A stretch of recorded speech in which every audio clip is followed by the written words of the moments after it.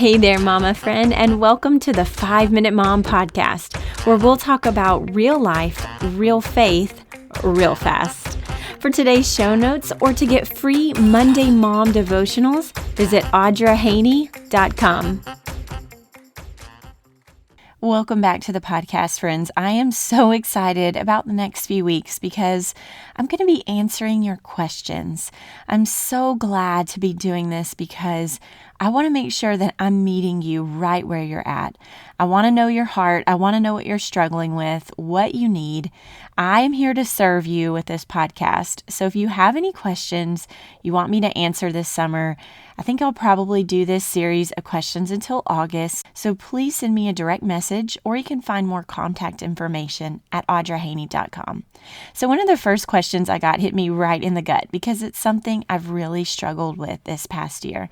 And I love that God is making me work through this too as I prepare the monologue. The question was something along the lines of, how do you balance it all as a mom? Kids, husband, keeping up the house, work, working out, etc. So first, let me preface and say I don't know this listener's situation intimately, and I can't speak to certain logistics of that, but I do know what it's like to be overwhelmed. So here's a few reminders for all of our hearts as moms if we're feeling overwhelmed and all that there is to do. Number 1, don't do things like the world. The world will tell you to push hard and push yourself to the limit, and the world will tell you more is more. The world will tell you that happiness is found in your achieving. The world will tell you that if you have everything in place and everything perfect and everything looks perfect, you can rest. But Jesus simply says, "Come to me and I will give you rest."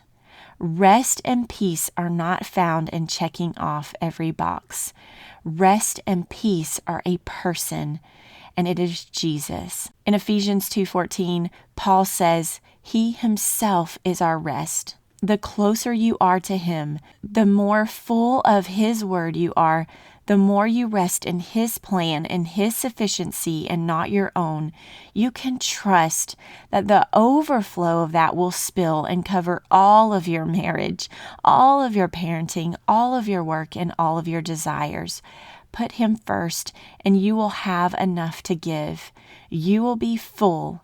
You don't need to try harder. You need to rest better. And secondly, make sure your goals are suitable for your season and important to kingdom building. Jesus says his yoke is easy and his burden is light.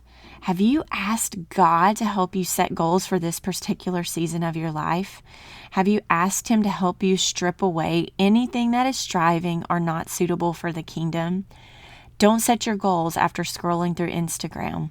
Set your goals after being in the throne room. And third, listen, I love to plan. I love planners. I love calendars. I love routine.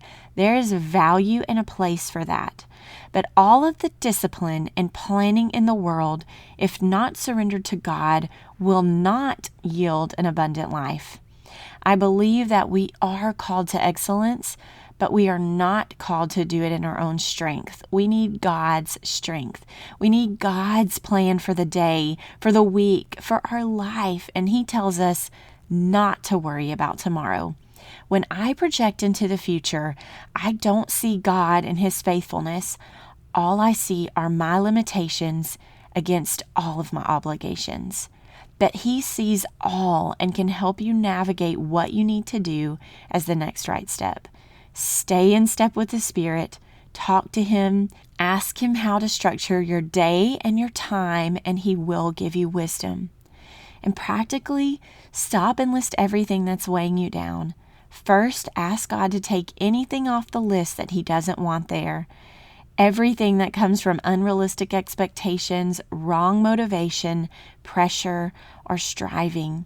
And above all, carve out time that you can talk to him, even if it's for 5 minutes. And then ask him to help you be creative with what's left on your list. He manages the entire universe, and he is big enough to handle your life if you only stay in step with him. He may be infinite, but he wants to walk intimately with you. So that's the end of our 5 minutes. Please tune in again soon. If you want to learn more about me or sign up for the podcast newsletter or get a free devotional, visit audrahaney.com. And if you enjoyed this, would you please leave a quick review? Reviews are so important for podcasters, and it helps more moms find us, and it would be a great blessing.